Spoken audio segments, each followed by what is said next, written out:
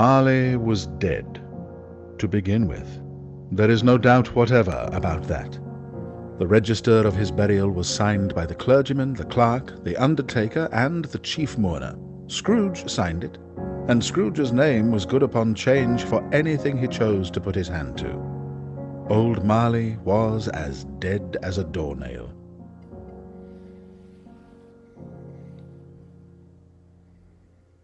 Scrooge knew he was dead. Of course he did. How could it be otherwise? Scrooge and he were partners for I don't know how many years. Scrooge was his sole executor, his sole administrator, his sole friend, and sole mourner. And even Scrooge was not so dreadfully cut up by the sad event, but that he was an excellent man of business on the very day of the funeral, and solemnized it with an undoubted bargain. Scrooge never painted out old Marley's name. There it stood, years afterwards, above the warehouse door. Scrooge and Marley. The firm was known as Scrooge and Marley. Sometimes people new to the business called Scrooge Scrooge, and sometimes Marley, but he answered to both names. It was all the same to him. Oh, but he was a tight-fisted hand at the grindstone, Scrooge. A squeezing, wrenching, grasping, scraping, clutching, covetous old sinner, hard and sharp as flint, from which no steel had ever struck out generous fire, secret and self-contained and solitary as an oyster. The cold within him froze his old features, nipped his pointed nose, shrivelled his cheek, stiffened his gait, made his eyes red, his thin lips blue, and spoke out shrewdly in his grating voice. A frosty rime was on his head, and on his eyebrows, and his wiry chin. External heat and cold had little influence on Scrooge. No warmth could warm, no wintry weather chill him, no wind that blew was bitterer than he. No falling snow was more intent upon its purpose, no pelting rain less open to entreaty. Nobody ever stopped him in the street to say, with gladsome looks, "My dear Scrooge, how are you? When will you come to see me?" No beggars implored him to bestow a trifle, no children asked him what it was o'clock, no man or woman ever once in all his life inquired the way to such and such a place of Scrooge. Even the blind men's dogs appeared to know him, and when they saw him coming on, would tug their owners into doorways and up courts, and then they would wag their tails as though to say, "No eye at all is better than an evil eye, dark master." But what did Scrooge care? It was the very thing he liked, to edge his way along the crowded paths of life, warning all human sympathy to keep its distance. Once upon a time, of all the good days in the year, on Christmas Eve, old Scrooge sat busy in his counting-house. The door of Scrooge's counting-house was open that he might keep his eye upon his clerk, who, in a dismal little cell beyond, a sort of tank, was copying letters. Scrooge had a very small fire, but the clerk's fire was so very much smaller that it looked like one coal. But he couldn't replenish it, for Scrooge kept the coal-box in his own room.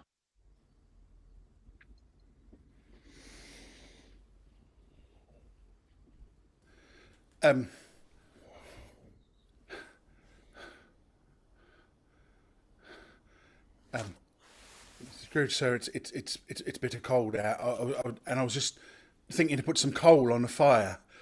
You know.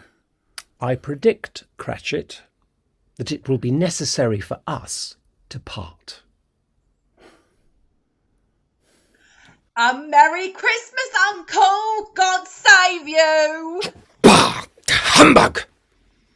Oh, go on, Christmas a humbug, Uncle. You don't mean that, I am sure. I do. Merry Christmas? What right have you to be merry? What reason have you to be merry? You're poor enough. Oh, come on then. What right have you to be dismal? What reason have you to be morose? You're rich enough. Bah! Humbug! Don't be cross, Uncle. But what else can I be when I live in such a world of fools as this? Merry Christmas? Out upon Merry Christmas! What's Christmas time to you? But a time for paying bills without money? A time for finding yourself a year older and not an hour richer? A time for balancing your books and having each item in them through a whole dozen of months presented dead against you? If I could work my will, every idiot who goes about with Merry Christmas on his lips should be boiled with his own pudding and buried with a stake of holly through his heart. He should. Uncle? Nephew, keep Christmas in your own way and I'll keep it in mine. Keep it, but you don't keep it. Well, let me leave it alone then. Much good it may do you. Much good it has ever done you. There are many things from which I might have derived good, by which I have not profited, I dare say, Christmas among the rest. But I am sure I have always thought of Christmas time, when it has come around, apart from the veneration due to its sacred name and origin, if anything belonging to it can be apart from that, as a good time, a kind, forgiving, charitable, pleasant time. The only time I know of in the long calendar of the year when men and women seem by one consent to open their shut-up hearts freely and to think of how people below them as if they really were fellow passengers to the grave and not another race of creatures bound on other journeys. And therefore, Uncle, though he has never put a scrap of gold or silver in my pocket, I believe it has done me good and will do me good. And I say, God bless it. If I hear another sound from you, you'll keep your Christmas by losing your situation. You're quite a powerful speaker, sir. I wonder you don't go into Parliament. Oh, don't be angry, Uncle. Come on, dine with us tomorrow. Yes, I will see you in hell first. Oh, but why? Why? Well, why did you get married? Because I fell in love.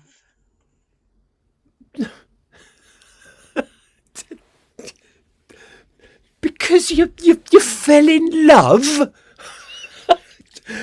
Good afternoon. Oh, nay, Uncle, but you never came to see me before that happened. So why give it as a reason for not coming now? Good afternoon. I want nothing from you. I ask nothing of you. Why cannot we be friends? Good afternoon. I am sorry with all my heart to find you so resolute. We have never had any quarrel from which I have been a party. But I have made the trial in homage to Christmas, and I'll keep my Christmas humour to the last. So a Merry Christmas, Uncle! Good afternoon. And a Happy New Year! Good afternoon! Greetings of the season, Bob. Same to you, I'm sure, sir. Here's another fellow, my clerk, with 15 shillings a week, and a wife, and a family, talking about a Merry Christmas. I'll retire me to Bedlam. Scrooge and Molly's, I believe.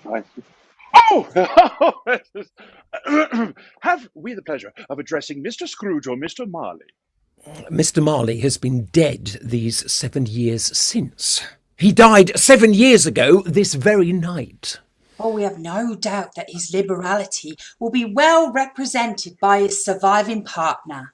At this festive time of the season, Mr. Scrooge, it is more than usually desirable that we should make some slight provision for the poor and destitute who suffer greatly at this present time. Many thousands are in want of common necessaries. Hundreds of thousands are in want of common comforts, sir. Are there no prisons? Oh, plenty of prisons. And the union workhouses, are they still in operation? They are. Still, I wish they were not. The treadmill and the poor law are in full vigour then? Both very busy, sir. I was afraid from what you said at first that something had occurred to stop them in their useful course. I'm very glad to hear it. Under the impression that they scarcely furnish Christian cheer of mind or body to the multitude, a few of us are endeavouring to raise a fund to buy the poor some meat, drinks, and a means of warmth. We choose this time because it is a time of all others when want is keenly felt and abundance rejoices. What shall we put you down for? Nothing. You wish to be anonymous? I wish to be left alone. Since you ask me what I wish, that is my answer. I don't make merry myself at Christmas, and I can't afford to make idle people merry. I help to support the establishments I have mentioned. They cost enough, and those who are badly off Can't go there, and many would rather die. Well, if they'd rather die, then let them. Besides, excuse me, I don't know that.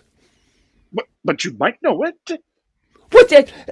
It's not of my business. They should die to reduce the surplus population. I mean, it's hard enough for a man to understand his own business and not interfere with other people's. Mine occupies me constantly. Good afternoon.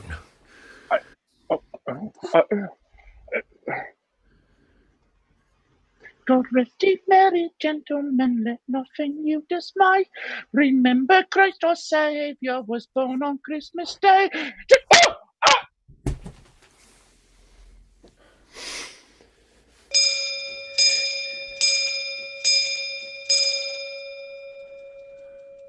You'll want all day tomorrow, I suppose. Well, if quite convenient, sir. Well, it's not convenient, and it's not fair.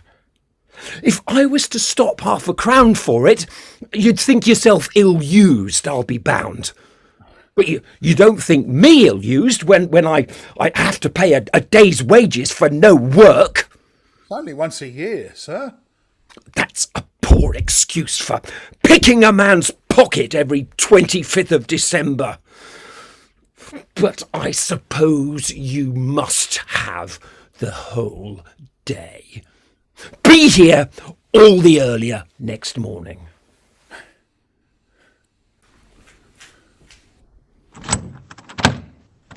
The office was closed in a twinkling, and the clerk went down a slide on Cornhill at the end of a lane of boys 20 times in honour of its being Christmas Eve, and then ran home to Camden Town as hard as he could pelt to play at blind man's buff. Scrooge took his melancholy dinner in his usual melancholy tavern, and having read all the newspapers and beguiled the rest of the evening with his banker's book, went home to bed. He lived in chambers which had once belonged to his deceased partner. They were a gloomy suite of rooms in a lowering pile of building up a yard, where it had so little business to be that one could scarcely help fancying it must have run there when it was a young house, playing at hide-and-seek with other houses, and forgotten the way out again. It was old enough now, and dreary enough, for nobody lived in it but Scrooge, the other rooms being all let out as offices. The yard was so dark that even Scrooge, who knew its every stone, was fain to grope with his hands. Now, it is a fact that there was nothing at all particular about the knocker on the door, except that it was very large. It is also a fact that Scrooge had seen it night and morning during his whole residence in that place. Let it also be borne in mind that Scrooge had not bestowed one thought on Marley since his last mention of his 7 years dead partner that afternoon. And then let any man explain to me, if he can, how it happened that Scrooge, having his key in the lock of the door, saw in the knocker, without its undergoing any intermediate process of change, not a knocker, but Marley's face. Up Scrooge went, not caring a button for that. Darkness is cheap, and Scrooge liked it. But before he shut his heavy door, he walked through his rooms to see that all was right. He had just enough recollection of the face to desire to do that. Sitting room, bedroom, lumber room. All as they should be. Nobody under the table, nobody under the sofa, nobody under the bed, and nobody in the closet. Ha! Humbug!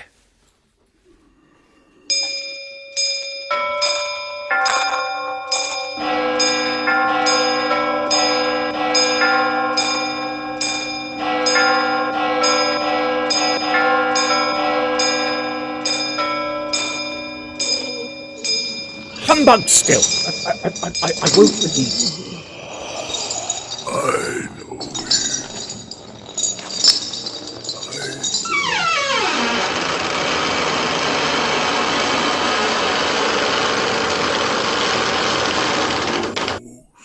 How now? What do you want with me? Much. Who are you? Ask me who I was. Who were you then? Particular to for a shade. Life, I was your partner, Jacob Marley. Can you sit? I can. But do it then. You don't believe in me. I don't.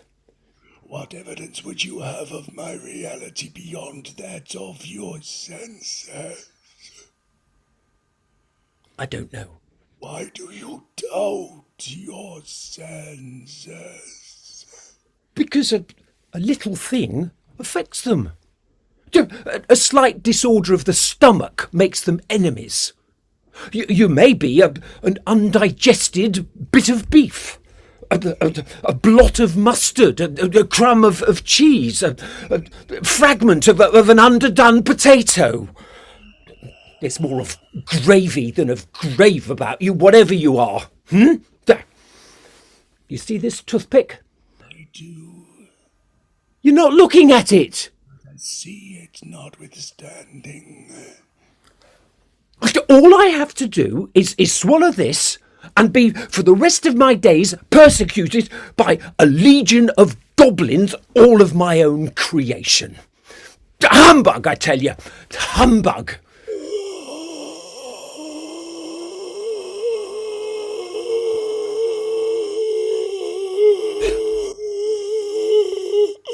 Mercy! That dreadful apparition! Why do you trouble me?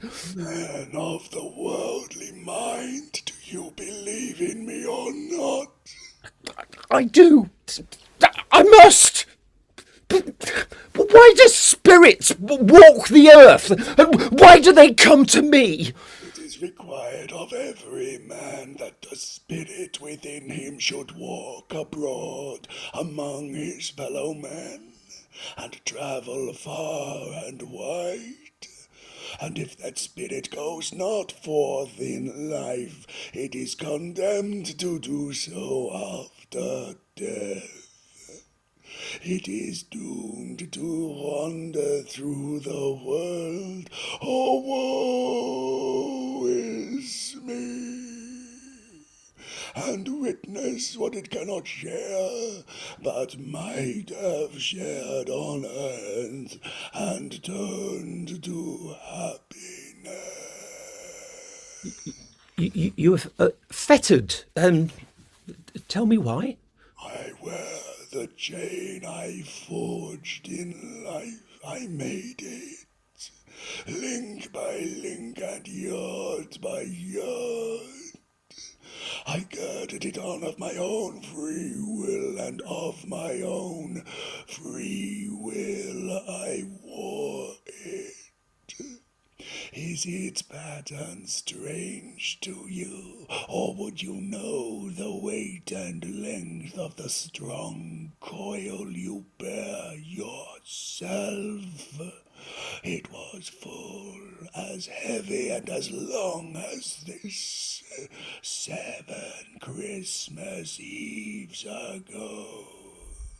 You have labored on it since, It is a ponderous chain.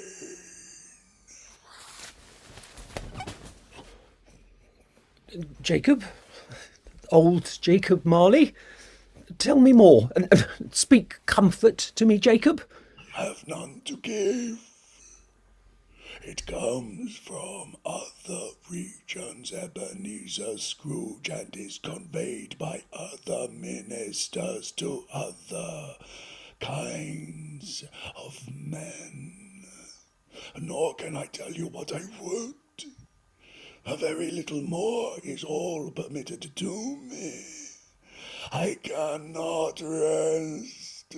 I cannot stay. I cannot linger anywhere.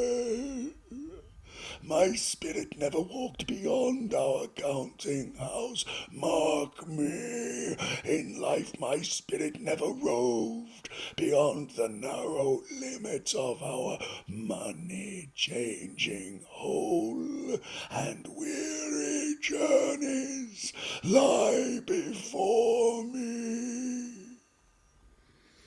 You must have been very slow about it, Jacob. Slow? 7 years dead and travelling all the time? The whole time. No rest, no peace, incessant torture of remorse. You travel fast? On the wings of the wind. You might have got over a great quantity of ground in 7 years.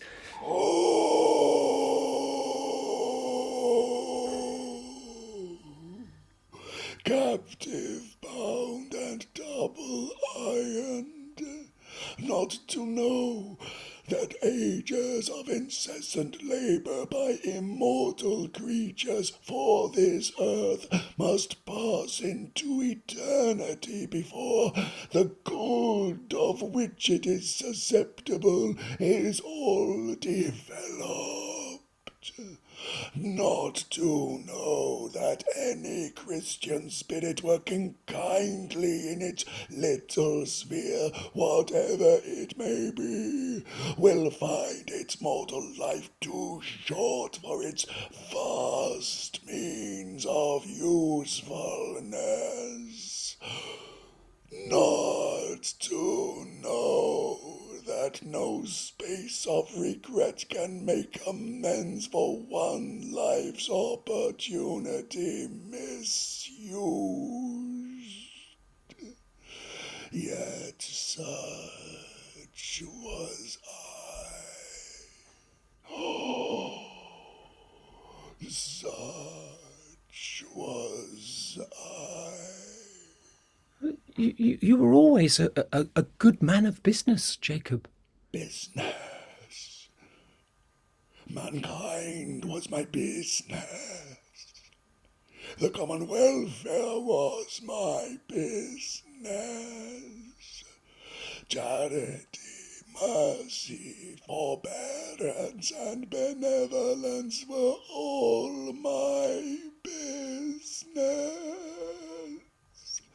The dealings of my trade were but a drop of water in the comprehensive ocean of my business.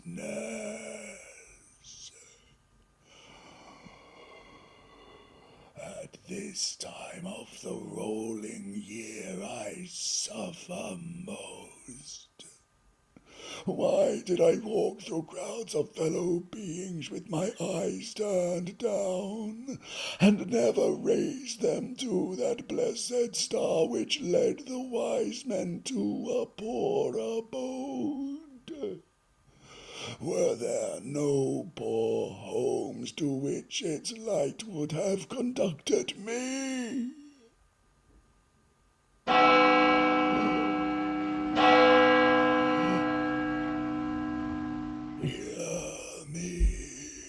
My time is nearly gone.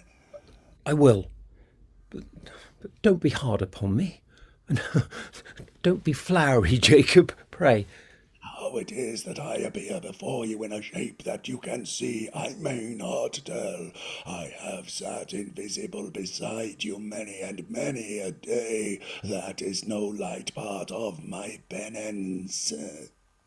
I am here tonight to warn you that you have yet a chance and hope of escaping my fate.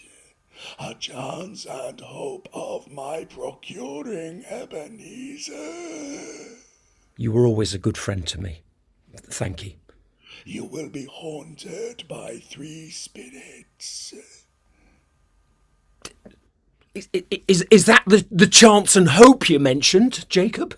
It is. Well, I think I'd rather not. Without their visit, you cannot hope to shun the path I tread. Expect the first tomorrow when the bell tolls 1. Couldn't I take 'em all at once and have it over, Jacob? Expect the second on the next night at the same hour. The third upon the next night when the last stroke of 12 has ceased to vibrate. Look to see me no more, and look that, for your own sake, you remember what has passed between us.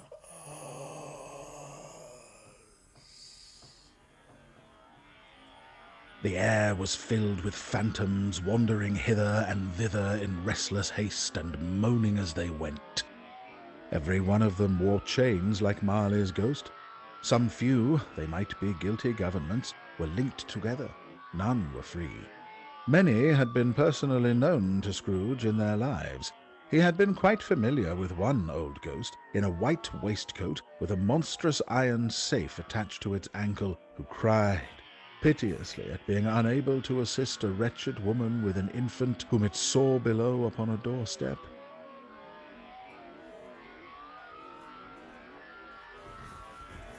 The misery with them all was clearly that they sought to interfere for good in human matters, and had lost the power forever.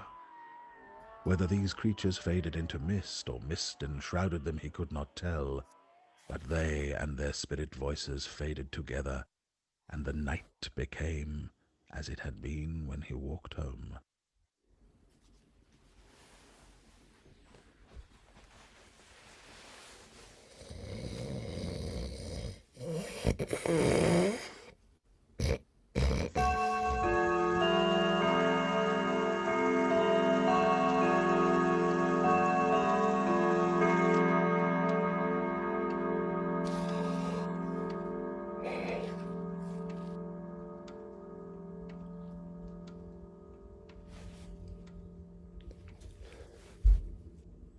What time is it? 45 minutes after 12. 12? It was past 2 when I went to bed. The clock must be wrong. An icicle must have got stuck in the works. 12? It isn't possible that I can have slept through a whole day and far into another night. It isn't possible that anything can have happened to the sun, and this is 12 at noon. There are no people running to and fro and making a great stir, as there unquestionably would have been if the night had taken possession of the world. It's a great relief.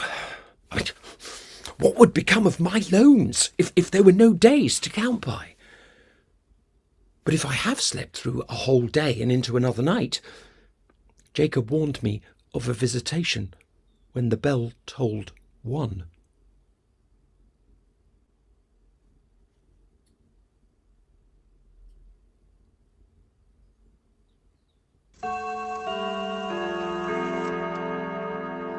Quarter past?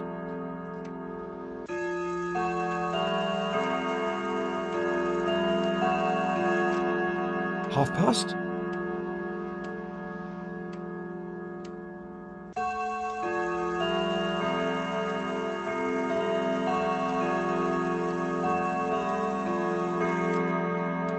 or to it.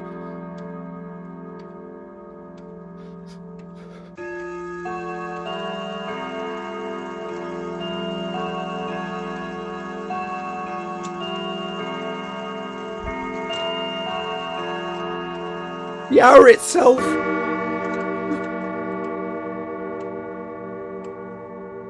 And nothing else. Hey, Are you the spirit whose coming was foretold to me? I am. Who and what are you? I am the ghost of Christmas past. Long past? No, your past. Spirit, I don't know why, but I feel a special desire to see you wear this cap. I pray you will be covered. What? Would you so soon put out with worldly hands the light I give? Is it not enough that you are one of those whose passions made this cap and forced me through whole trains of years to wear it low upon my brow? I didn't mean to cause you offence. I have not knowingly done so. What business brings you here? Your welfare. Well, I'm much obliged, but perhaps a night of unbroken rest might be more... Your reclamation, then. Take heed. Rise and walk with me. I am mortal and liable to fall. Bear but a touch of my hand. There. And you shall be upheld in more than this.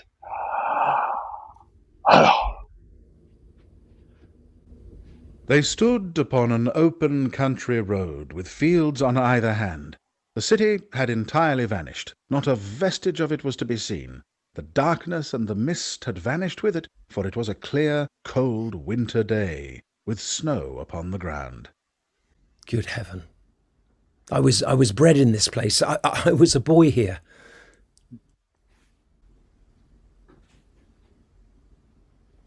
The spirit's gentle touch, though it had been light and instantaneous, appeared still present to the old man's sense of feeling. He was conscious of 1,000 odours floating in the air, each one connected with 1,000 thoughts and hopes and joys and cares, long, long forgotten. Your lip is trembling. And what's that upon your cheek? A pimple. Lead me where you will. You remember the way? Remember it? I could walk it blindfold. Oh, strange to have forgotten it for so many years. Well, let's go on.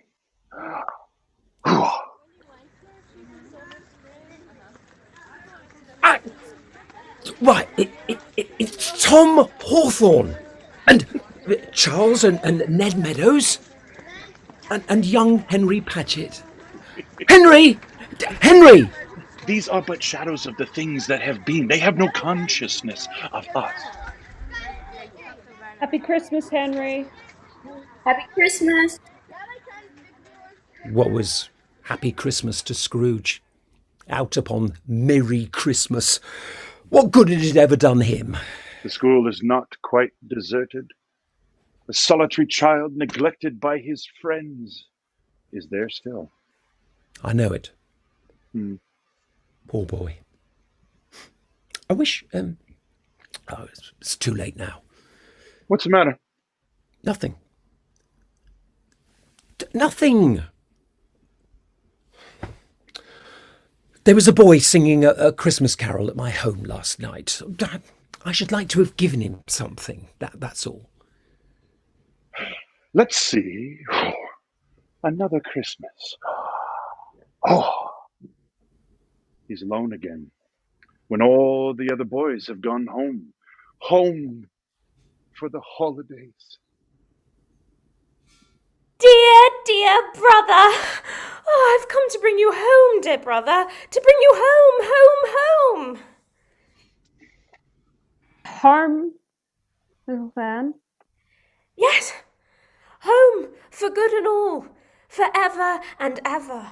Father is so much kinder than he used to be that home's like heaven. He spoke so gently to me one dear night when I was going to bed that I was not afraid to ask him once more if you might come home. And he said yes, you should. And he sent me in a coach to bring you, and you're to be a man and never ever to come back here.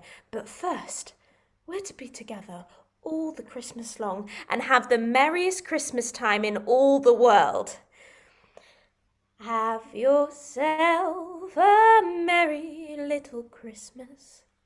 Let your heart be light.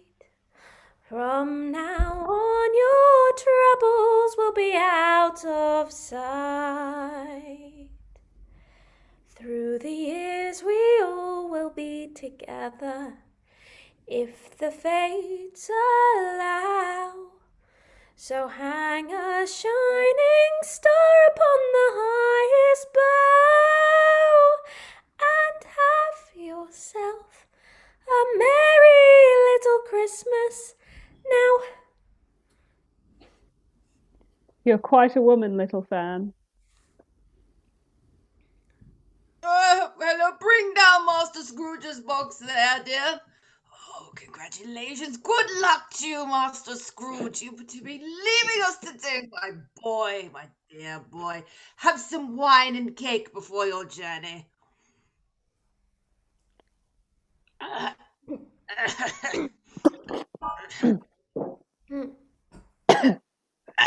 You there, boy? Post boy to put Master Scrooge's box on the chaise and offer him some wine. I did, sir. He says if it's the same tap as he tasted last time, he'd rather not.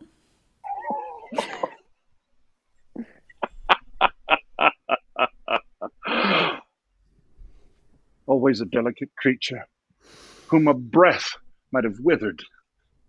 But she had a large heart. So she had. You're right. I won't gainsay it, Spirit. God forbid. She died a woman, and had, as I think, children. One child. True. Your nephew. Yes. Yeah. Although they had but that moment left the school behind them, they were now in the busy thoroughfares of a city, where shadowy passengers passed and repassed, where shadowy carts and coaches battled for the way, and all the strife and tumult of a real city were. It was made plain enough by the dressing of the shops that here too it was Christmas time again, but it was evening, and the streets were lighted up. Do you know this warehouse? Know it. I was apprenticed here. It's old FEZZIWIG. Oh, bless his heart, it's FEZZIWIG alive again. Oh there, Ebenezer. No more work tonight. Christmas, Ebenezer. Let's have the shutters up before a man can say Jack Robinson. Hey, Leo, clear away, my lad, and let's have lots of room here and here. Cheer up, Ebenezer. In came a fiddler with a music book, and went up to the lofty desk, and made an orchestra of it, and tuned like 50 stomachaches. In came Mrs. Fezziwig, one vast substantial smile. In came the housemaid with her cousin the baker. In came the cook with her brother's particular friend the milkman. In came the boy from over the way, who was suspected of not having board enough from his master, trying to hide himself behind the girl from next door but one, who was proved to have had her ears pulled by her mistress. In they all came, one after another, some shyly, some boldly, some gracefully, some awkwardly, some pushing, some pulling. In they all came, anyhow and everyhow. Ebenezer, meet Belle. And then the fiddler struck up the Sir Roger de Coverley.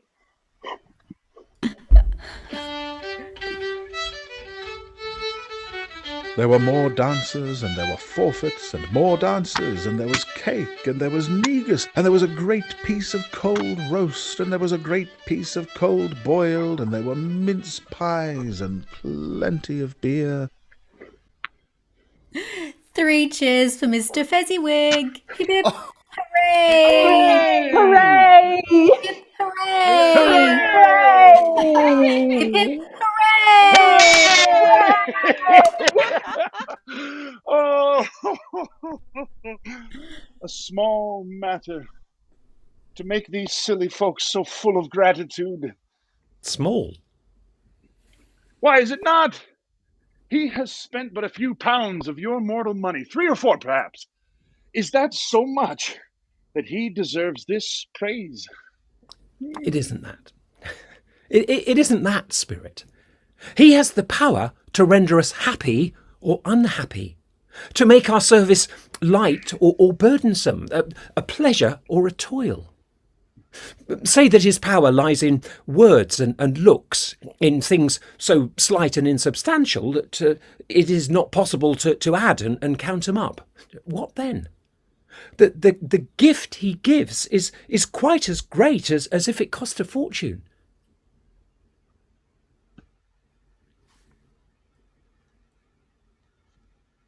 What's the matter? Nothing particular. Oh, something, I think. I should like to be able to say a word or two to my clerk just now. That's all. My time grows short. Quick. Again Scrooge saw himself. He was older now, a man in the prime of life. His face had not the harsh and rigid lines of later years, but it had begun to wear the signs of care and avarice. There was an eager, greedy, restless motion in the eye, which showed the passion that had taken root, and where the shadow of the growing tree would fall.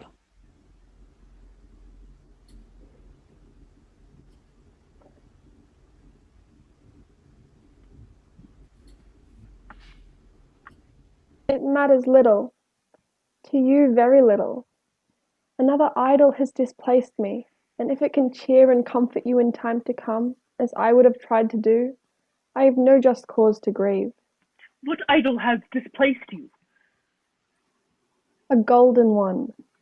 This is the even-handed dealing of the world. There is nothing on which it is so hard as poverty, and there is nothing it professes to condemn with such severity as the pursuit of wealth. You fear the world too much. All your other hopes have merged into the hope of being beyond the chance of its sordid reproach.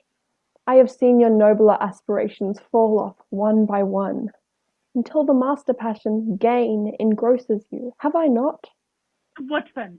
Even if I've grown so much wiser, what then?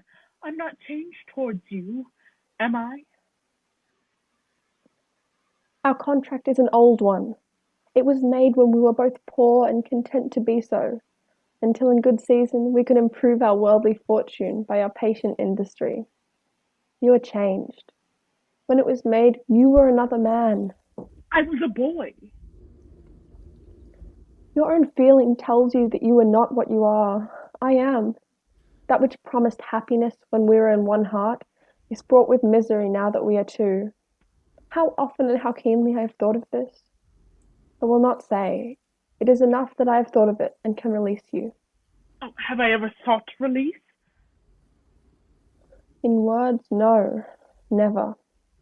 In what then? In a changed nature, in an altered spirit, in another atmosphere of life. Another hope as its great end. In everything that made my love of any worth or value in your sight. If this had never been between us, tell me, would you seek me out and try to win me now? No. You think not? I would gladly think otherwise if I could. Heaven knows! When I have learned a truth such as this, I know how strong and irresistible it must be. But if you were free today, tomorrow, yesterday, can even I believe that you would choose a dowerless girl? You who, in your very confidence with her, weigh everything by gain, or choosing her. If for even a moment you are false enough to your one guiding principle to do so, do I not know that your repentance and regret would surely follow? I do. I release you. with a full heart, for the love of him you once were. The memory of what is past half makes me hope you will have pain in this. A very, very brief time, and you will dismiss the recollection of it gladly, as an unprofitable dream, from which it happened well that you awoke. May you be happy in the life that you have chosen. Yes, my spirit! Show me no more! Conduct me home. Why do you delight to torture me? One shadow more. No more! No more! No, I don't wish to see it. Show me no more. Belle. It is not she. 30 Christmases have passed. This is her daughter. Your father has come home, child. Mother. Grandfather! Presents! Hey, we see them. Mother, grandfather's home.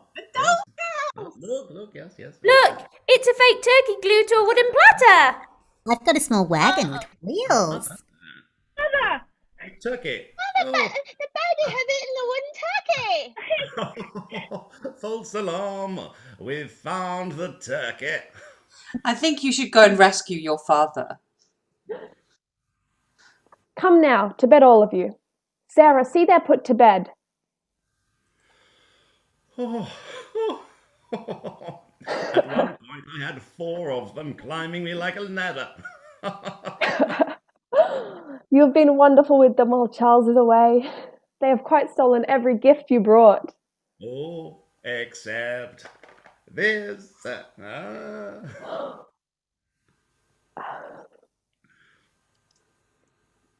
And now Scrooge looked on more attentively than ever, and he thought that such another creature, quite as graceful and as full of promise, might have called him father, and been a springtime in the haggard winter of his life. Oh, father.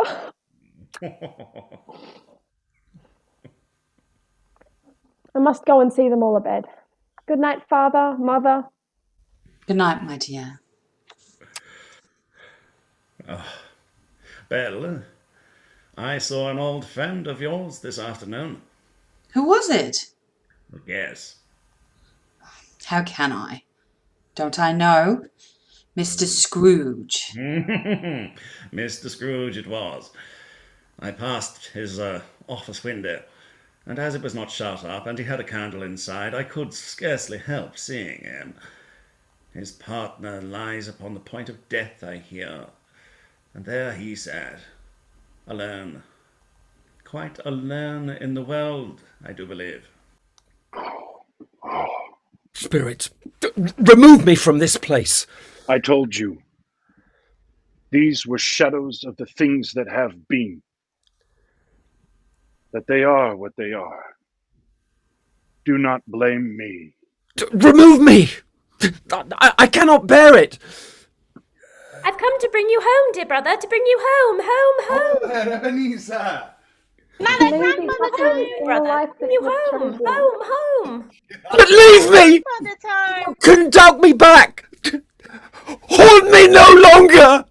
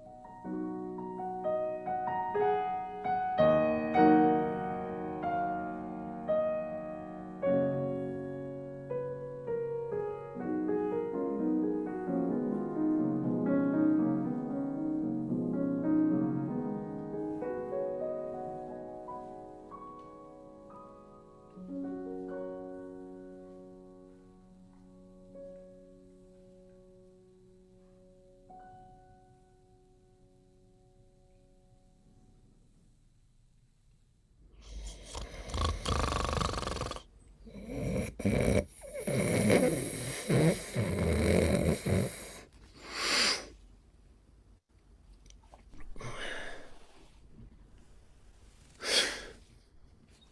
I thought, almost 1 o'clock. I have slept into another night and am awakened for Marley's second messenger. I wonder where it will appear. This one will not take me by surprise or make me nervous.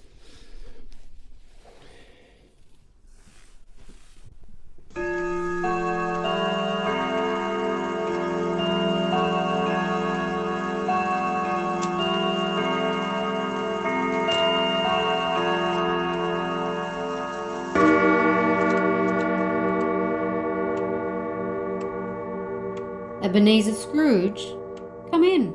Come in and know me better, man. I am the ghost of Christmas present. Look upon me. You have never seen the like of me before. Never. Have never walked forth with the younger members of my family, meaning, for I am very young, my elder brothers born in these later years. Well, I don't think I have. I'm afraid I have not. Have you had many brothers, Spirit? More than 1,800. It's a tremendous family to provide for. Spirit, conduct me where you will. I went forth last night on compulsion and learned a lesson that is working now. Tonight, if you have aught to teach me, let me profit by it. Touch my robe.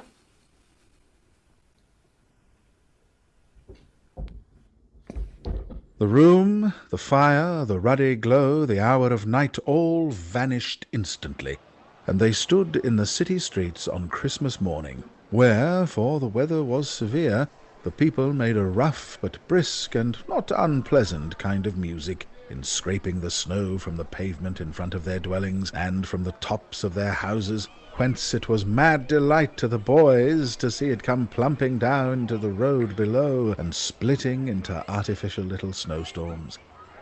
The sky was gloomy, and the shortest streets were choked up with a dingy mist, half thawed, half frozen, whose heavier particles descended in a shower of sooty atoms, as if all the chimneys in Great Britain had, by one consent, caught fire, and were blazing away to their dear hearts' content.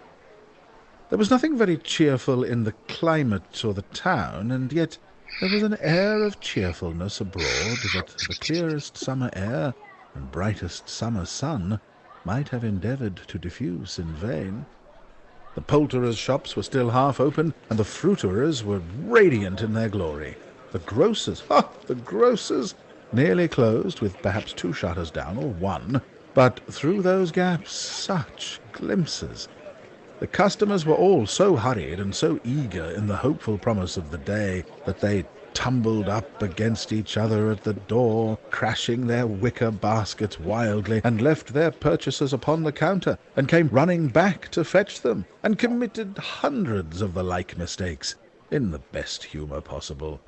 There emerged from scores of by-streets, lanes, and nameless turnings innumerable people carrying their dinners to the bakers' shops.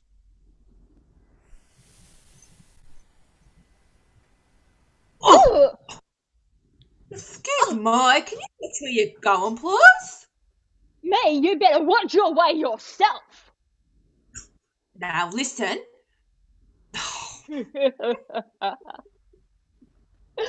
Oh, look.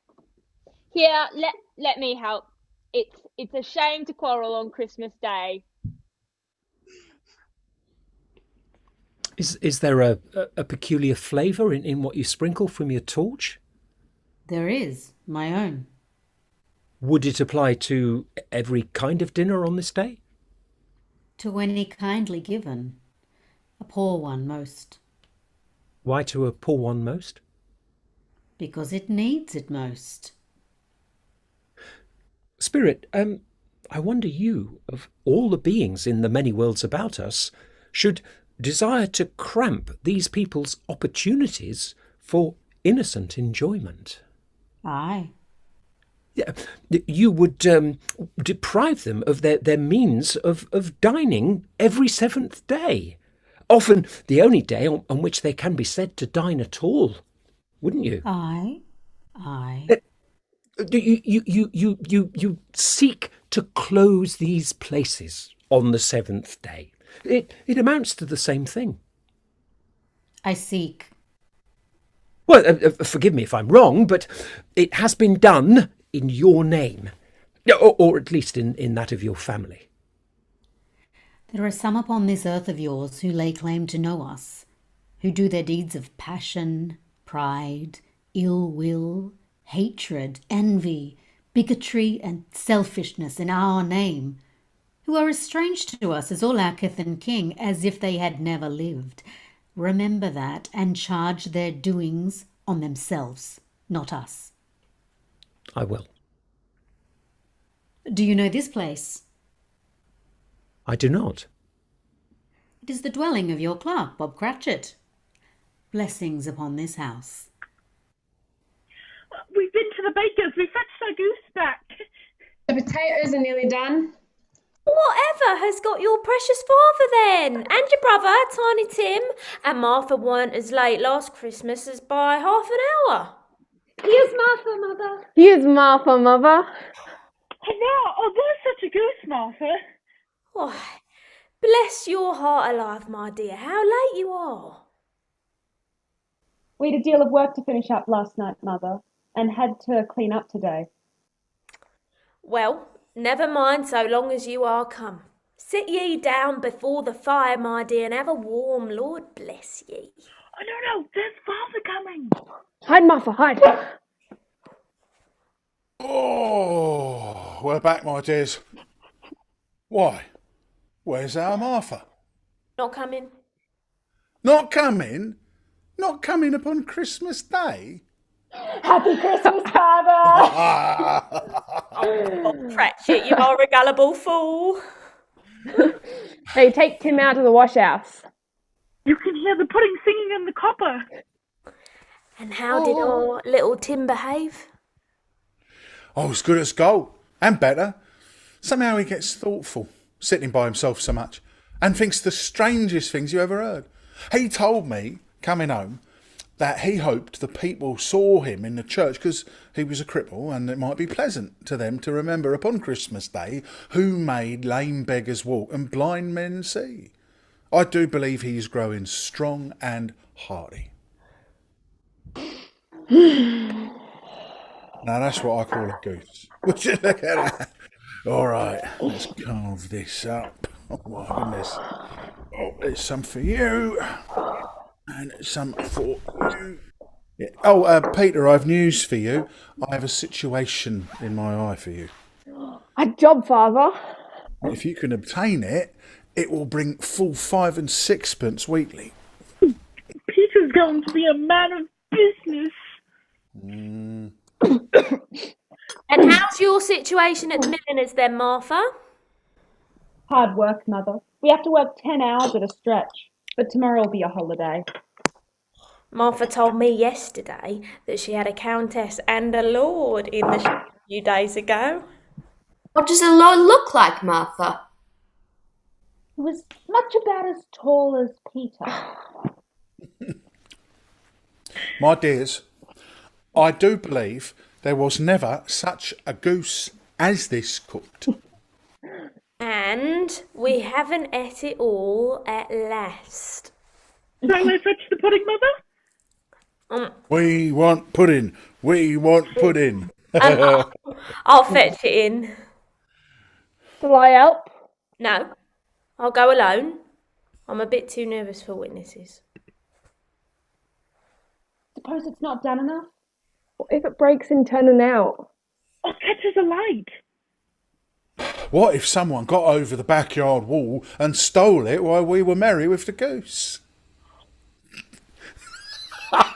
Who would like a little bit then? Oh, look at this. My dear, this is without a doubt the greatest success you have achieved since our marriage. Well, now the weight is off my mind. I must confess, I had my doubts about the quantity of flour. It's excellent, Mother. First class. Nobody seems to think it at all a small pudding for a large family. It would be flat heresy to do so. Any Cratchit would blush to hint at such a thing. Now, my dears, let's have a circle around the fire. Some punch for you. Thank you. And some punch for you. You want only a little bit. Oh, only a little bit, all right. So, Merry Christmas to us all, my dears. God bless us. God bless us. God bless us. God bless us, everyone. Spirit, tell me if Tiny Tim will live. I see a vacant seat in the poor chimney corner, and a crutch without an owner, carefully preserved. If these shadows remain unaltered by the future, the child will die. No. No, no, no, kind spirit, say he will be spared. If these shadows remain unaltered by the future, none other of my race will find him here. What then? If he be like to die, he'd better do it and decrease the surplus population. Man, if man you be in heart, not adamant, forbear that wicked cant until you have discovered what the surplus is and where it is. Will you decide what men shall live, what men shall die? It may be that in the sight of heaven, you are more worthless and less fit to live than millions, like this poor man's child. Oh God, to hear the insect on the leaf pronouncing on the too much life among his hungry brothers in the dust. Mr. Scrooge, I'll give you Mr. Scrooge, the founder of the feast. The founder of the feast, indeed. I wish I had him here. I'd give him a piece of my mind to feast upon, and I hope he'd have a good appetite for it. My dear, the children, Christmas Day. It should be Christmas Day, I am sure, on which one drinks to the health of such an odious, stingy, odd, unfeeling man as Mr. Scrooge. You know he is, Robert. Nobody knows it better than you, poor fellow. My dear, Christmas Day. I'll drink his health for your sake, and the day's not for his. Long life to him, a Merry Christmas and a Happy New Year. He'll be very merry and very happy, I have no doubt. There was nothing of high mark in this. They were not a handsome family. They were not well dressed. Their shoes were far from being waterproof. Their clothes were scanty, and Peter might have known, and very likely did, the inside of a pawnbroker's. But they were happy, grateful, pleased with one another, and contented with the time. And when they faded and looked happier yet in the bright sprinklings of the spirit's torch at parting, Scrooge had his eye upon them, and especially upon Tiny Tim, until the last. By this time it was getting dark and snowing pretty heavily, and as Scrooge and the spirit went along the streets, the brightness of the roaring fires in kitchens, parlours, and all sorts of rooms was wonderful. Here the flickering of the blaze showed preparations for a cosy dinner, with hot plates baking through and through before the fire, and deep red curtains ready to be drawn to shut out cold and darkness. There all the children of the house were running out into the snow to meet their married sisters, brothers, cousins, uncles, aunts, and be the first to greet them. But if you had judged from the numbers of people on their way to friendly gatherings, you might have thought that no one was at home to give them welcome when they got there, instead of every house expecting company and piling up its fires half chimney high. The very lamplighter who ran on before, dotting the dusky street with specks of light, and who was dressed to spend the evening somewhere, laughed out loudly as the spirit passed, though little kenned the lamplighter that he had any company but Christmas.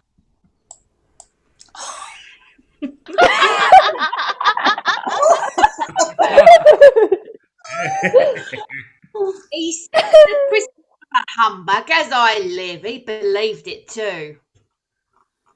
For him, Fred.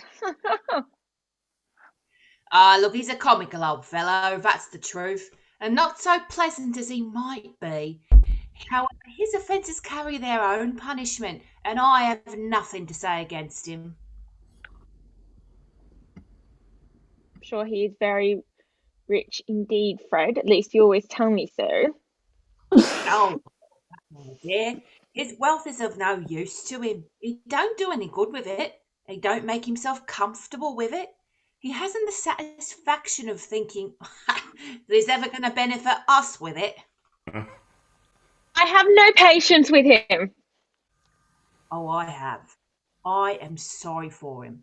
I couldn't be angry with him if I tried. Who suffers by his ill doings? Himself, always. Here, he takes it into his head to dislike us, and he won't come and dine with us. But what's the consequence? He don't lose much of a dinner. Indeed, I think he loses a very good dinner. Yes? Definitely, absolutely. Glad to hear it, because I have a great faith in these little housekeepers. What do you say, Topper? Oh, a bachelor is a wretched outcast who has no right to express an opinion on the subject. Do go on, Fred. He never finishes what he begins to say. He's quite a ridiculous fellow. I was only going to say that the consequence of his taking a dislike to us and not making merry with us is, as I think, that he loses some pleasant moments, which could do him no harm. I am sure he loses pleasanter companions than he can find in his own thoughts, either in his mouldy old office or his dusty old chambers. I mean to give him the same chance every year, whether he likes it or not, because I pity him. He may rail at Christmas till he dies, but he can't help thinking better of it. I defy him. If he finds me going there in good temper year after year and saying, "Uncle Scrooge, how are you?" if it only puts him in the vein to leave his poor clerk £50, that's something. And I think I shook him yesterday. What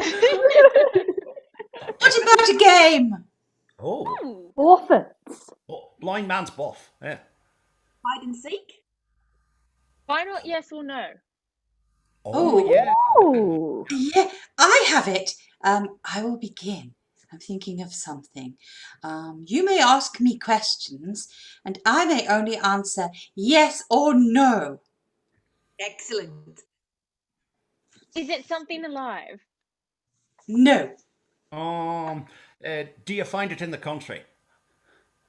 No. In the town? In the town.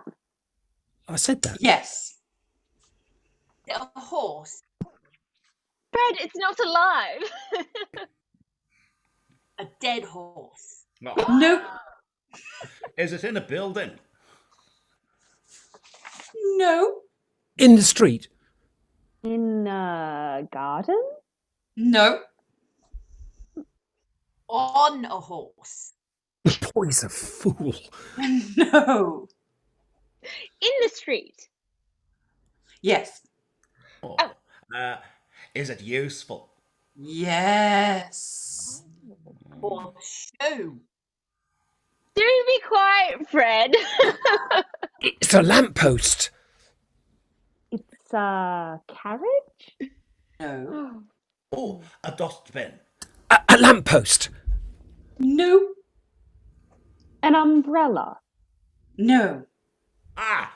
One of those newfangled post boxes. No. A lamppost! Is it a lamppost? Yes. Oh, well done. Spirit, may I stay until the guests depart? It cannot be done. I have an excellent one. Here is a new game. 1/2 hour, Spirit. Only one. Is it an object? No. An animal. An animal? Yes? A live animal? Yes. A tame animal? I don't know. It's rather a disagreeable animal. Ooh, a savage animal. Huh? Ow. Yes. Does it grunt? Sometimes. It's a pig. Is it a pig? No. Does it talk? Sometimes. Oh, A parrot. Parrot! parrot! Oh, do you find it in London? Yes. In a menagerie. No, it walks the streets. Oh. Is it in a show? No. Led by somebody? Nope. Is it killed in a market? No. Fred, it's not a horse, is it? An ass. Is it a cow? A bull? Tiger. A dog? A bear. No. Oh, I found it out. I know what it is, Fred. I know what it is. What is it? It's your Uncle Scrooge.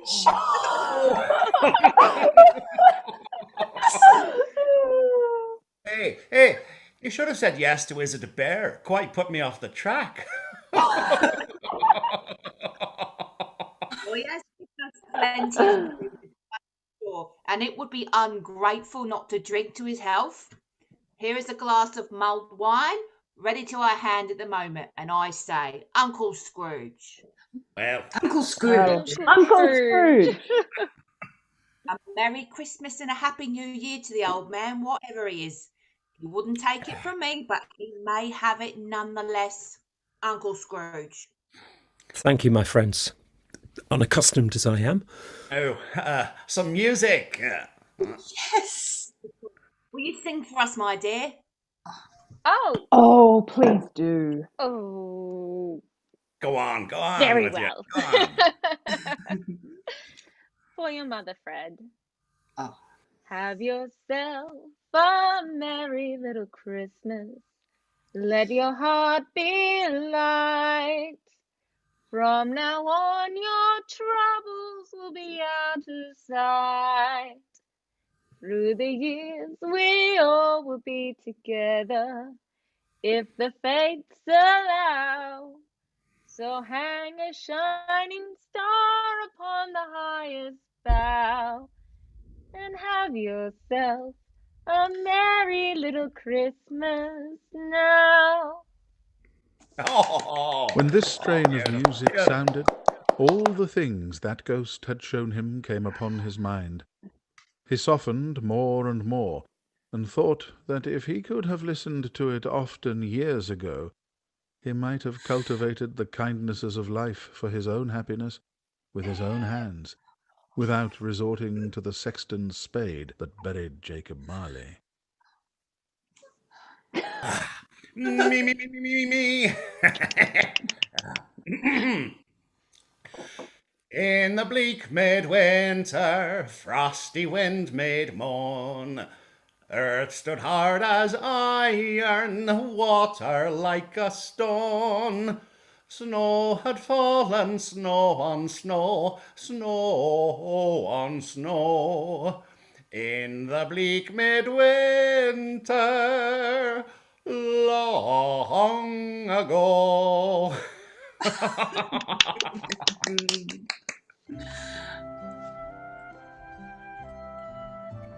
Much they saw, and far they went, and many homes they visited, but always with a happy end.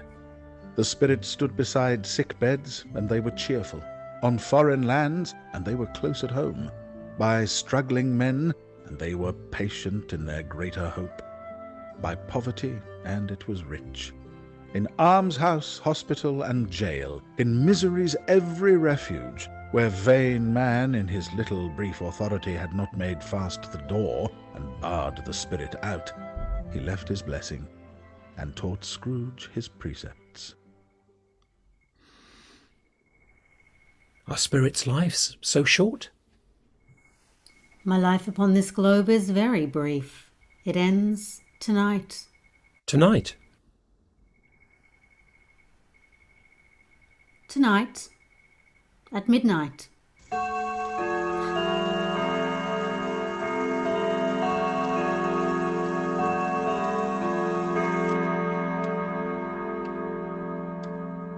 time is drawing near. Spirit, forgive me if I'm not justified in what I ask, but I can see something strange and not belonging to yourself protruding from your skirts. Is it a foot or a claw? It might be a claw, for the flesh there is upon it. Look here. Oh, man, look here, look down here. They were a boy and girl, yellow, meagre, ragged, scowling, wolfish. Where graceful youth should have filled their features out and touched them with its freshest tints, a stale and shrivelled hand like that of age had pinched and twisted them and pulled them into shreds. Where angels might have sat enthroned, devils lurked and glared out menacing. Spirit, are they yours? They are man's, and they cling to me, appealing from their fathers. This boy is ignorance, this girl is want. Beware them both, and all of their degree, but most of all beware this boy, for on his brow I see that written which is doom, unless the writing be erased. Deny it, slander those who tell it ye, admit it for your factious purposes, and make it worse, and bide the end. Have they no refuge or resource? Are there no prisons? Are there no workhouses?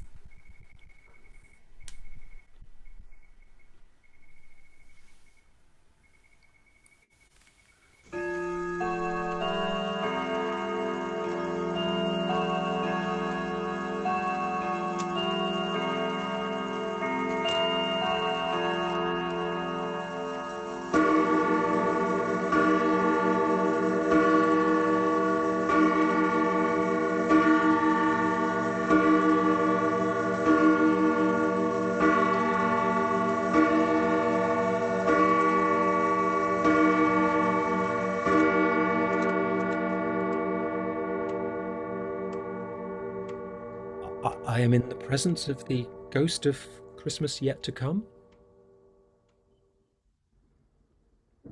You are about to show me things that have not happened, but will happen in the time before us. Is that so, Spirit? Ghost of the future. I fear you more than any spectre I have seen. But as I know your purpose is to do me good, and as I hope to live to be another man from what I was, I am prepared to bear you company, and do so with a thankful heart. Will you not speak to me? Lead on. Lead on. The night is waning fast, and it is precious time to me, I know. Lead on, Spirit.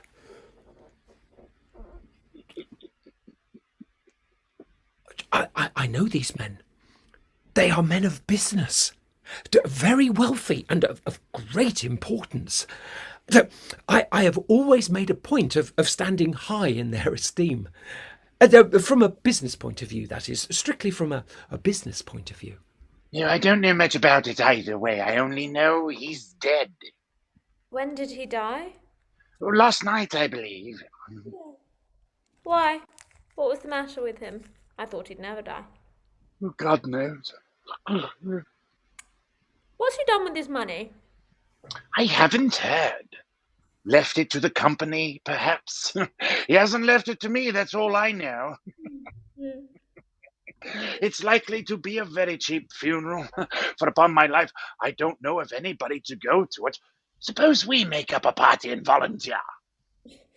I don't mind going if lunch is provided, but I must be fed if I make one. Well, I never wear black gloves, and I never eat lunch, but I'll offer to go if anybody else will. When I think of it, I'm not at all sure that I wasn't his most particular friend, for we used to stop and speak whenever we met. Bye-bye. Bye-bye. Hi. How are you? Well, old Scratch has got his own at last, eh? So I'm told. Cold, isn't it? Oh, seasonable for Christmas time. You're not a skater, I suppose? No. Something else to think of. Good morning. Good morning.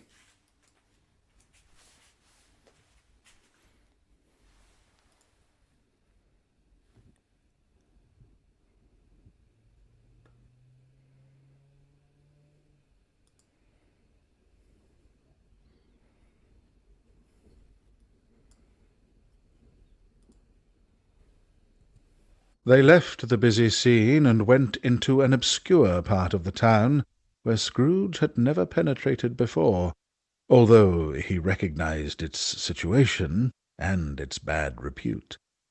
The ways were foul and narrow, the shops and houses wretched, the people half-naked, drunken, slipshod, ugly. Alleys and archways, like so many cesspools, disgorged their offences of smell and dirt and life upon the straggling streets, and the whole quarter reeked with crime, with filth and misery. Far in this den of infamous resort there was a low-browed beetling shop below a penthouse roof, where iron, old rags, bottles, bones, and greasy offal were bought. Let the charwoman alone to be the first, let the laundress alone to be the second, and let the undertaker's man alone to be the third. Look here, old Joe, here's a chance. If we haven't all three met you without meaning it. You couldn't have met in a better place. Come into pal. You were made free of it long ago, you know, and the other two had strangers. Stop till I shut the door of the shop. Oh, how it squeaks. That's such a rusty bit of metal in the place. There's no such old bones here as mine as well, I do believe. Well, we're all suitable to our calling. We're all well matched. Come into parlour, come into parlour. What odds then? What odds, Mrs. Dilber? Every person has a right to take care of themselves. He always did. Right, sure indeed, no man more so. Why then don't stand there staring as if you was afraid, woman. Who's the wiser? We're not going to pick holes in each other's coats, I suppose. No, indeed. I should hope not. Very well then, that's enough. Who's the worse of the loss of a few things like these? Not a dead man, I suppose. No, indeed. No. If he wanted to keep him after he was dead, a wicked old screw, why wasn't he natural in his lifetime? If he had been, he'd have had somebody to look after him when he was struck with death, instead of lying there gasping out his last alone by himself. It's the truest word that ever was spoke. It is a judgment on him. I wish it was a little heavier judgment. And it should have been. You may depend upon it. If I could have laid my hands on anything else. Open that bundle, old Joe, and let me know the value of it. Speak out plain. I'm not afraid to be the first, nor afraid for them to know it. We know pretty well that we were helping ourselves before we met here, I believe. It's no sin. Open the bundle, Joe. I shall not permit it. A seal or two, a pencil case, and a pair of sleeve buttons, and Now, a brooch of no great value. It's your account, and I wouldn't give another sixpence if I was to be boiled for not doing it. Who's next? So I got some sheets and towels, little wearing apparel. I've got 2 old-fashioned teaspoons, a pair of sugar tongs, he liked his tea, and a few boots. Oh, well, I always gives too much to the pretty ladies. It's a weakness of mine, and that's the way I ruin myself. That's your account. And if you asked for another penny and made it an open question, I'd repent of being so liberal and knock off half a crown. And now undo my bundle, Joe. Oh, what do you call these? Bed curtains, eh? Bed curtains. You don't mean to say you took them down, rings and all with him lying there? Yes, I do. Why not? Oh, well, you were born to make your fortune, and you'll certainly do it. Oh, I certainly shan't hold my hand when I could get anything in it by reaching it out. For the sake of a man such as he was, I promise you, Joe. Don't drop that oil upon the blankets now. His blankets. Whose else's do you think? He isn't likely to take cold without him, I dare say. I hope he didn't die of anything catching, eh? Oh, don't you be afraid of that. I aren't so fond of his company that I'd loiter about him for such things if he did. Huh? You may look through that shirt till your eyes ache, but you won't find a hole in it, nor a threadbare place. It's the best he had, and a fine one too. They'd have wasted it if it hadn't been for me. Oh, what do you call a wasting of it? Putting it on him to be buried in, to be sure. Somebody was fool enough to do it, but I took it off again. If calico aren't good enough for such a purpose, it isn't good enough for anything. It's quite as becoming to the body. He can't look uglier than he did in that one. This is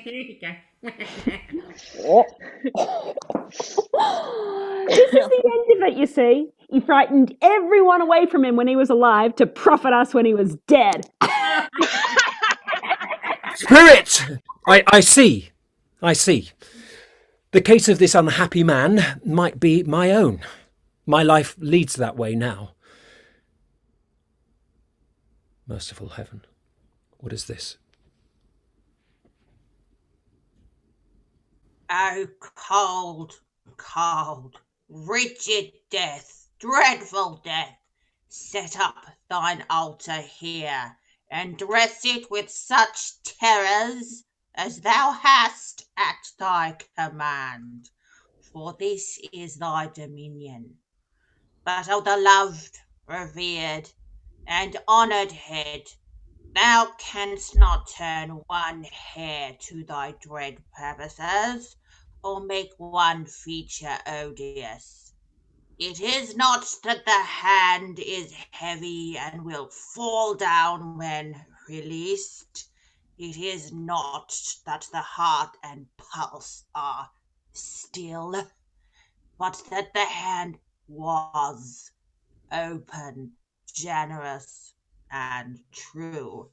The heart brave, warm, and tender, and the pulse a man's. Strike, shadow, strike, and see his good deeds springing from the wound to sow the world with life immortal. If this man could be raised up now, what would be his foremost thoughts? Avarice, hard dealing, griping cares. They brought him to a rich end, truly. Spirit, this is a fearful place. In leaving it, I shall not leave its lessons. Trust me. Let us go.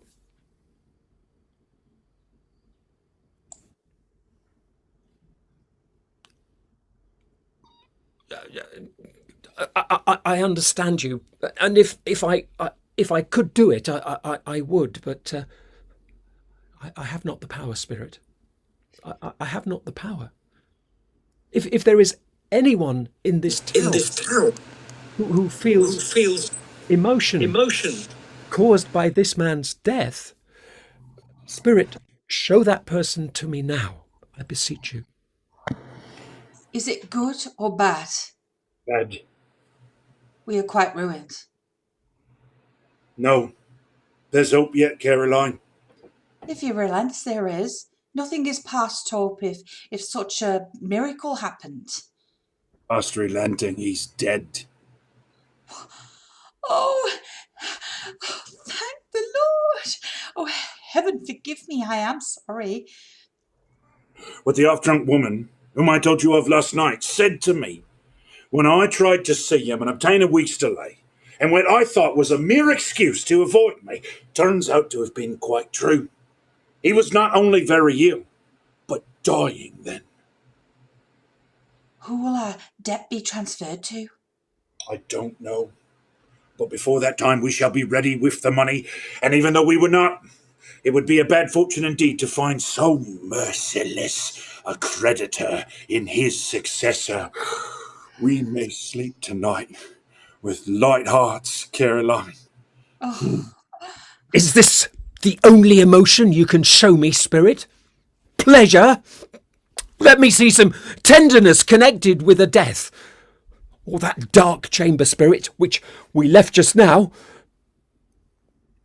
will be forever present to me. At the same time, the disciples came unto Jesus, saying, Who is the greatest in the kingdom of heaven? And he took a child and set him in the midst of them. The colour hurt my eyes. The colour? They're better now again. It makes them weak by candlelight, and I wouldn't show weak eyes to your father when he comes home for the world. It must be near his time.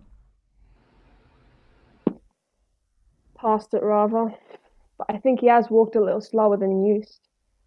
These last few evenings, Mother. I've known him walk with Tiny Tim upon his shoulder very fast indeed. And so have I, often. And I. But he was very light to carry. And his father loved him so that it was no trouble. And there is your father at the door. Oh, my dears. This is excellent work. You'll be done long before Sunday. Sunday? You went today then, Robert? Yes, my dear. I wish you could have gone. It would have done you good to see how green a place it is. But you'll see it often. I promised him I would walk there on a Sunday. My little child. My little child. Peter, read on, my dear. Verily I say unto you, ye be converted and become as little children, ye shall not enter the kingdom of heaven. Whosoever therefore shall humble himself as this little child, the same is greatest in the kingdom of heaven. And whoso shall receive one such little child in my name receiveth me. But whoso shall offend one of those little ones which believed in me, it were better for him that a millstone were hanged about his neck, and that he were drowned in the depth of the sea. I met Mr. Scrooge's nephew in the street today. He was extraordinarily kind. I've scarcely seen him but once, but seeing that I looked just a little bit down, he inquired what had happened to distress me. On which, for he is the pleasantest spoken gentleman you ever heard, I told him. I'm heartily sorry for you, Mr. Cratchit, he said, and heartily sorry for your good wife. By the by, how he ever knew that, I don't know. You what, my dear? Why, that you were a good wife. Everybody knows that. Very well observed, my boy. I hope they do. Heartily sorry, he said, for your good wife. And if I could be of service to you in any way, he said, giving me his card. That's where I live. Pray come to me. That wasn't for the sake of anything he might be able to do for us, so much as for his kind way. That this was quite delightful. Really seemed as if he had known our tiny Tim and felt with us. I'm sure he's a good soul. You'd be surer of it, my dear, if you saw and spoke to him. No, I shouldn't be at all surprised, and mark what I say, if he got Peter a better situation. Only hear that, Peter. Yeah. Oh, and then Peter will be keeping company with someone and setting up for himself. Get along with you. It's just as likely as not, one of these days, though there's plenty of time for that, my dear. But however and whenever we part from one another, I am sure we shall none of us forget poor tiny Tim. Shall we? All this first parting that there was between us. Never, Father. And I know, my dears, that when we recollect how patient and how mild he was, although he was a little child, we shall not quarrel easily among ourselves and forget poor tiny Tim in doing it. No, never, Father. I am very happy. I'm very happy. Spectre, something informs me that our parting moment is at hand. I know it, but know not why. Tell me what man that was that we saw lying dead.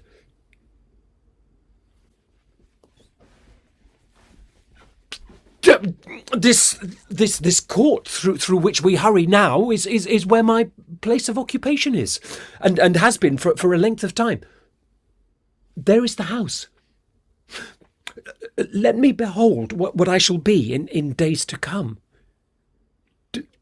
The house is yonder. Why do you point away?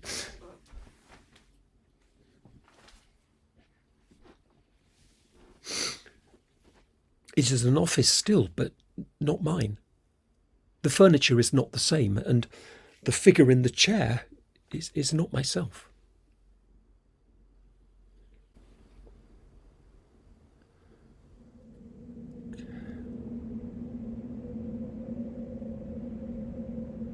A churchyard.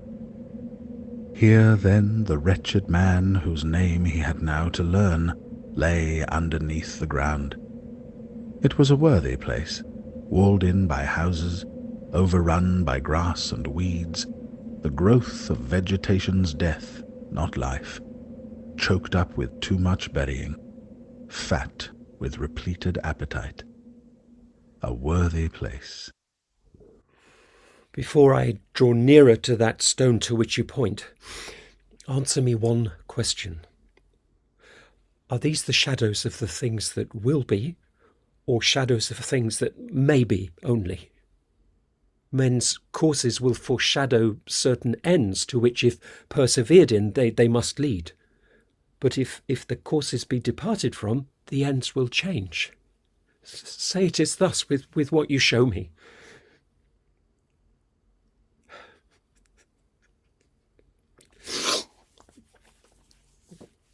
Am I that man who lay upon the bed? No, Spirit, no, Spirit, hear me.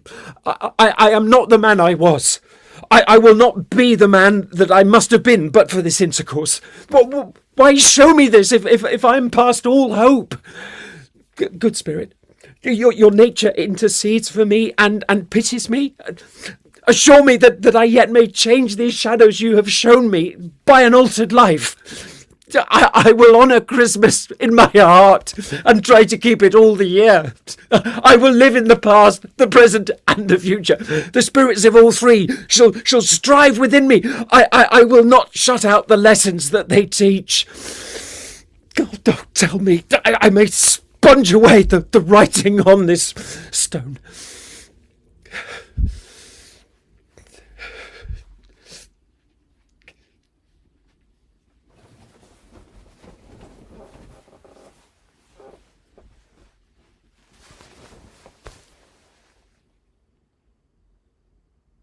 It's a bedsheet.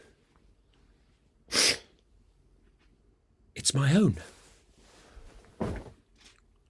The bed is my own. The room is my own. The time before me is my own to make amends in. I shall live in the past, the present, and the future. I shall strive with the gifts that the three spirits have given me. Jacob Marley. To heaven and the Christmas time be thanked for this. I say it on my knees. Old Jacob Marley, on my knees. The bed curtains are not torn down. They're not torn down, rings and all. They are here. I am here. The shadows of the things that would have been may be dispelled. They will be. I know they will. I don't know what to do. I am as light as a feather. I am as happy as an angel. I am as merry as a schoolboy. I am as giddy as a drunken man. Merry Christmas to everyone. Happy New Year to all the world. Hello here. Hello. There is the saucepan where the gruel was in, and there is the door through which the ghost of Jacob Marley entered, and there is the corner where the ghost of Christmas Present sat, and there is the window where I saw the wandering spirits. It's all true. It's all right. It all happened. I don't know what day of the month it is. I don't know how long I've spent among the spirits. I don't know anything. I'm quite a baby. Never mind. I don't care. I'd rather be a baby. Hello. Hello here.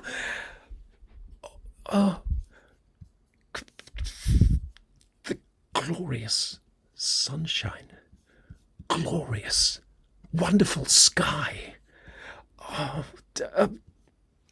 Sweet, fresh air. Merry Bells. Merry Bells.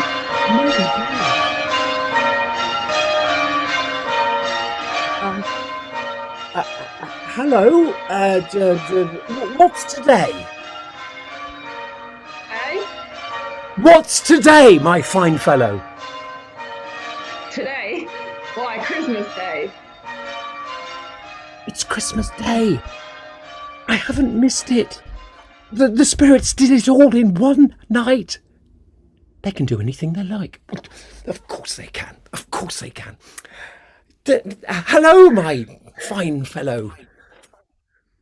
Hello. Do you know the poulterers at the next street but one, at the corner?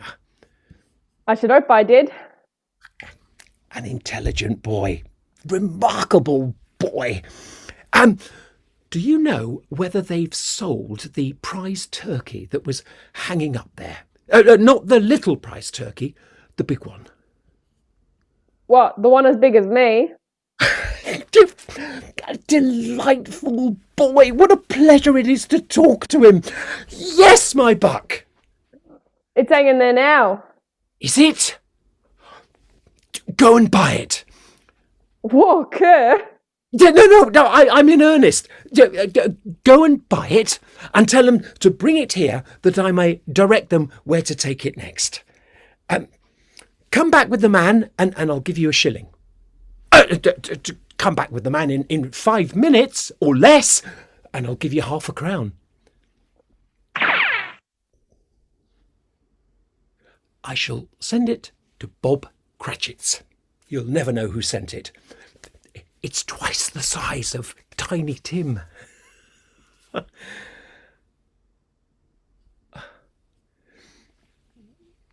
shall love it as long as I live. I scarcely looked at it before. What an honest expression it has on its face. It's a wonderful knocker. Oh, here's the turkey. Hello. How are you? Merry Christmas. It's impossible for you to carry that all the way to Camden. You must have a cab. Oh, thank you, sir. Merry Christmas, the new. And many of them, Gov. A Merry Christmas to you both. Joy to the world, the Lord is come. My dear sir, how do you do? I hope you succeeded yesterday. It was very kind of you. Merry Christmas to you. Mr. Scrooge? Yes, that's my name. I fear it may not be pleasant to you. Allow me to ask your pardon, and will you have the goodness to £1,000? Oh, Lord bless me. Mr. Scrooge, are you serious? Well, if you please, not a farthing less. A great many back payments are included in it, I assure you. Will you do me that favour? My dear sir, I don't know what to say to such munificence. Don't say anything, please. Come and see me. Will you come and see me? I will. Thank you. I'm much obliged. I thank you 50 times. Bless you.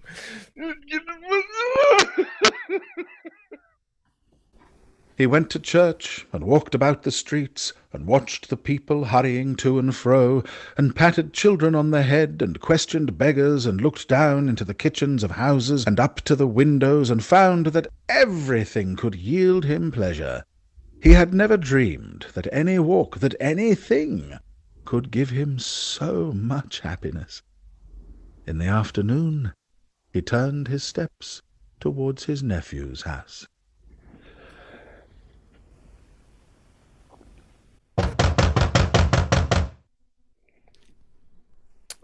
Is your master at home, my dear? Nice girl. Very. Yes, sir. Where is he, my love? Oh, he's in the dining room, sir, along with mistress. I'll show you upstairs, if you please. Thank ye. He knows me. I'll go in here, my dear. Fred? I bless my soul. Who's that? It's I, your Uncle Scrooge. I've come to Christmas dinner. Will you let me in, Fred? I'll let him in. And it's a mercy he didn't shake his arm right off. He was feeling at home in 5 minutes. Nothing could be heartier. His niece looked just the same. So did Topper when he came. And so did the plump sister when she came. So did everyone when they came. Wonderful party. Wonderful games. Wonderful games. Oh, wonderful happiness. Wonderful happiness. But he was early in the office the next morning. He was early there. If he could only be there first and catch Bob Cratchit coming late. That was the thing he had set his heart upon. And he did it. Yes, he did. The clock struck 9. No Bob. 1:15. No Bob. He was full 18 minutes and a half behind his time. Hello? What do you mean by coming here at this time of day? I'm very sorry, sir. I am behind my time. You are? Yes, I think you are. Now, step this way, sir, if you please. It's only once a year, sir. It shall not be repeated. I was making rather merry yesterday, sir. Now, I'll tell you what, my friend. I am not going to stand this sort of thing any longer. And therefore, I am about to raise your salary. Merry Christmas, Bob. A merrier Christmas, Bob, my dear fellow, than I've given you for many a year. I shall raise your salary and endeavour to assist your struggling family. And we shall discuss your affairs this afternoon over a Christmas bowl of stinking bishop, Bob.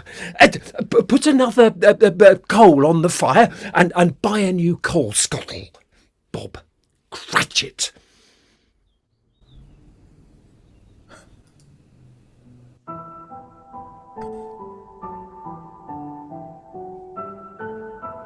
Scrooge was better than his word.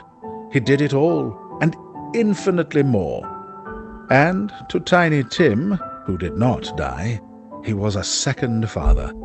He became as good a friend, as good a master, and as good a man as the good old city knew, or any other good old city, town, or borough in the good old world. Some people laughed to see the alteration in him, but he let them laugh, and little heeded them, for he was wise enough to know that nothing ever happened on this globe for good, at which some people did not have their fill of laughter at the outset. His own heart laughed, and that was quite enough for him.